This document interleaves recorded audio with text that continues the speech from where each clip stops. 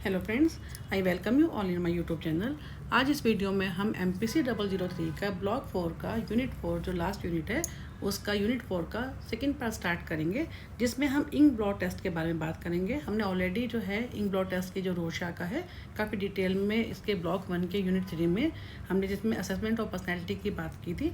काफ़ी अच्छे से इसमें हमने पूरा इसका कैसे उसको एडमिनिस्टर किया था, हमने काफ़ी डिटेल में बात की थी। इसको फिर थोड़ा सा यहाँ से भी पढ़ लेते हैं, जिसमें हमने क्या किया था कि जो रोशा का जो टेस्ट था ये इंक ब्लॉट, ये क्या एक ऑब्जेक्टिव टेक्निक है। और इसमें क्या होता है कि सबसे बड़ा जो है इसमें क्या होता है कि जैसे इन्होंने कैसे इस चीज़ के इनके दिमाग में आया कि इस टेस्ट को करने का, जिसमें इन्होंने देखा कि जो कैसे बच्चे जो होते हैं उनको करते हुए देखा कि एक पेपर के ऊपर वो इंक को गिर रहे थे, फिर उस पेपर को फोल्ड कर रहे थे। फिर उन्होंने देखा कि जब पेपर को जब फोल्ड किया इंक डालने के बाद, तो उसमें किस तरह से डिफरेंट तरह की जो है पिक्चर्स बन के आती है। उसके बेस के ऊपर इनके दिमाग में ये आइडिया है कि क्यों ना इसके ऊपर एक जो है टेस्ट किया जाए। तो ये है इनका टेस्ट। इसको स्टार्ट करते हैं, Rorschach psycho diagnostic test. Swiss इनके शुरू में देखा है कि जो स्विस साइकेट्रिस्ट थे ये हरमन रोशा फर्स्ट पब्लिश्ड उन्होंने क्या जो उनका इंक ब्लॉट टेस्ट था 1921 में। Rorschach displayed interest in ink blots from a young age, उनका काफ़ी यंग एज से इसमें इंटरेस्ट था। And eventually developed a way to use from the psychological for the psychological assessment. फिर उन्होंने सारा उनके बॉन्ड कैसे हुए ये सब चीज़ों के बारे में है सारा। इन्होंने यहाँ से दिक्कत करते हैं कि in by 1911 Rorschach notice the children playing klecksography का होता है कि वो इंक से जैसे खेलते हैं उन पिक्चर के साथ। जैसे उनके ऊपर है कि उनको देखा है, उनको बच्चों को देखा है, ऑब्जर्व किया कि varied widely in their ink blot interpretation, कैसे वो पेपर के ऊपर इंक डाल के उनको कैसे इंटरप्रेट करते हैं पेपर को फोल्ड करके। Then began informally studying how the mentally ill interpreted ink blot, कैसे जो फिर उन्होंने सोचना शुरू किया कि कैसे जो मेंटली इल होते हैं वो उनकी जो है इंटरप्रिटेशन कैसी होती है। उसके लिए उसके बेस के ऊपर उनके दिमाग में आइडिया आया।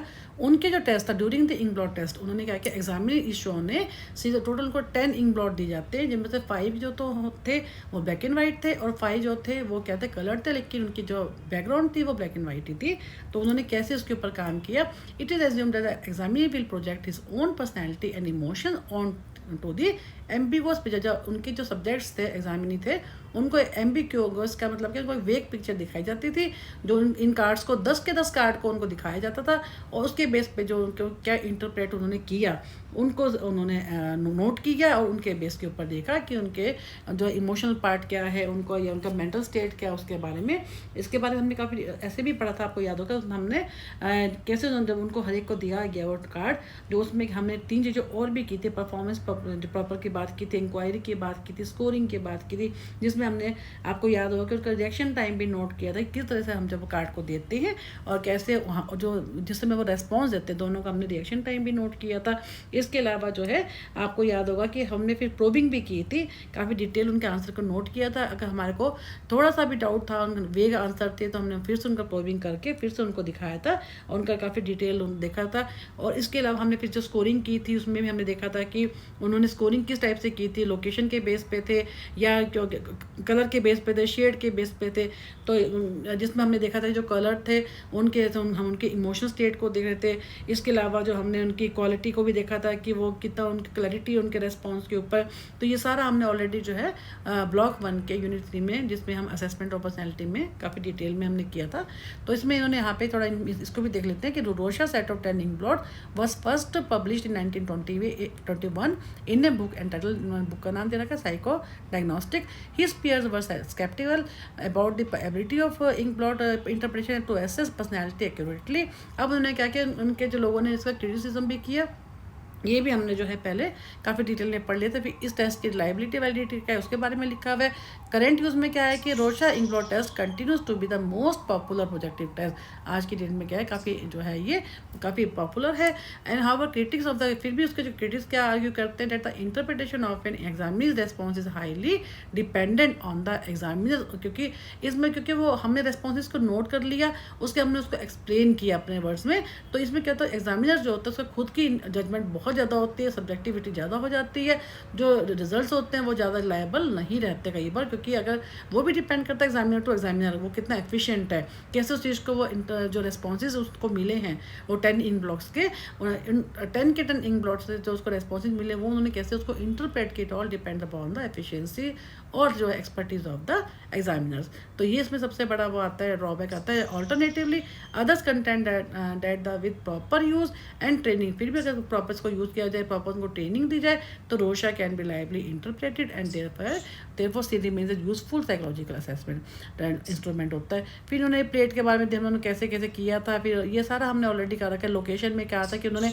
जो इंक ब्लॉट देखा था वो एज ए होल देखा था, उसका पार्ट देखा था, साइड से देखा था, उसके बारे में पूरा हमने डिटर्मिनेंट्स के बारे में पढ़ा था, इसके बारे में ये सारा का सारा वही है। आपका इसको देखेंगे आप तो ज़्यादा आपको ईजी रहेगा। उसके बाद है हॉल्ट्जमैन का, हॉल्ट्जमैन के बारे में भी हमने पढ़ा था कि उन्होंने इसी के ऊपर ही काफ़ी डिटेल पे काम किया था।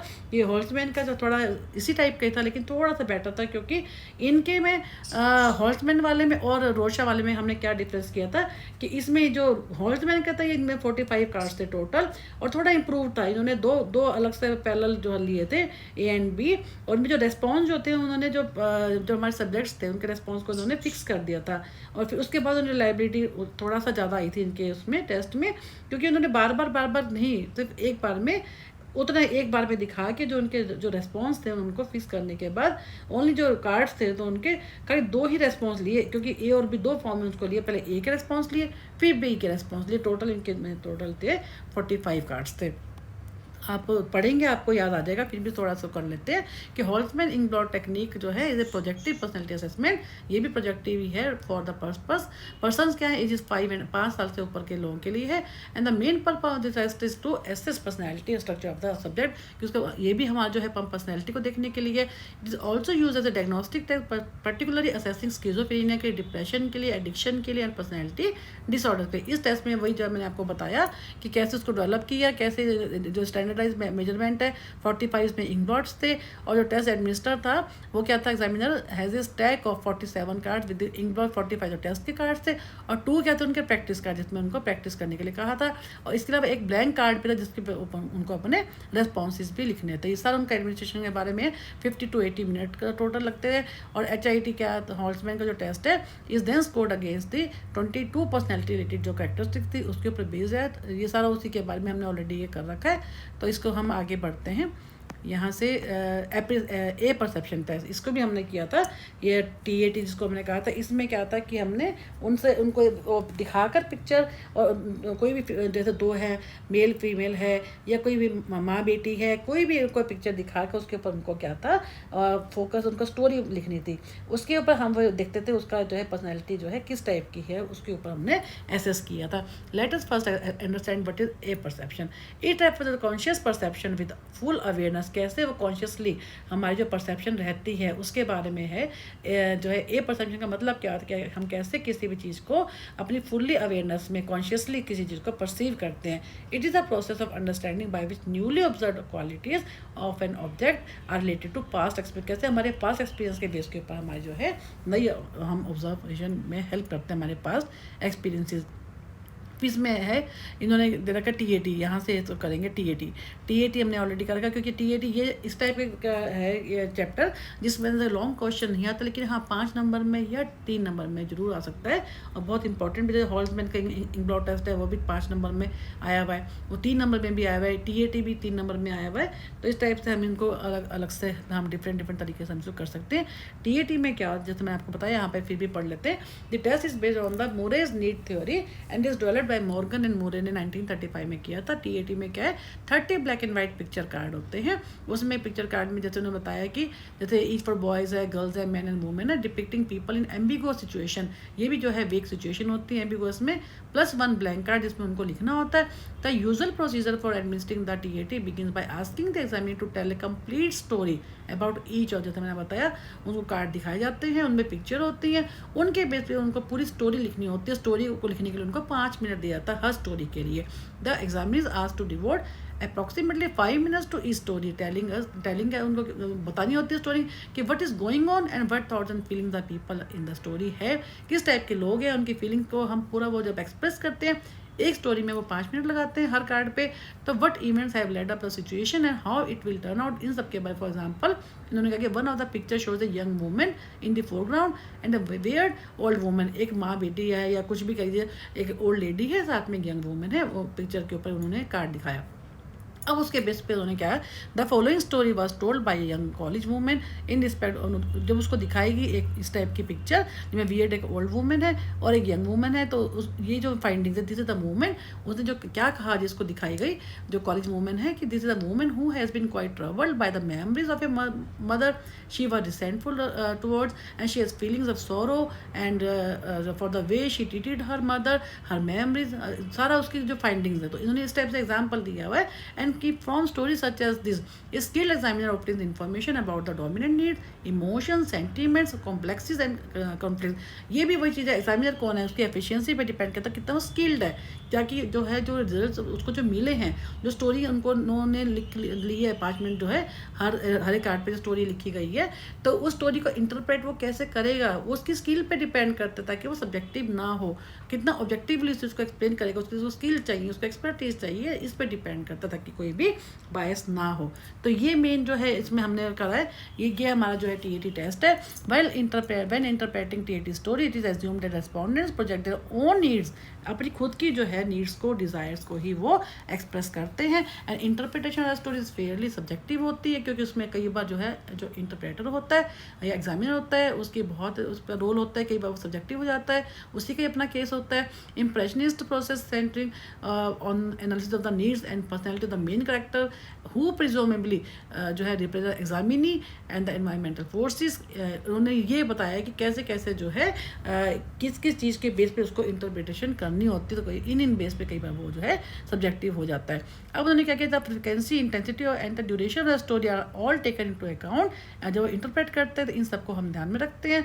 The following TAT responses are considered indicative of mental disorders of various kind. कौन कौन से, स्लोनेस और डिलेज इन द रिस्पॉन्डिंग में इंडिकेट, अगर रिस्पॉन्स में इस टाइप से आया, स्लो है, डिले है रिस्पॉन्स में, तो इसका मतलब क्या है, उनको डिप्रेशन है।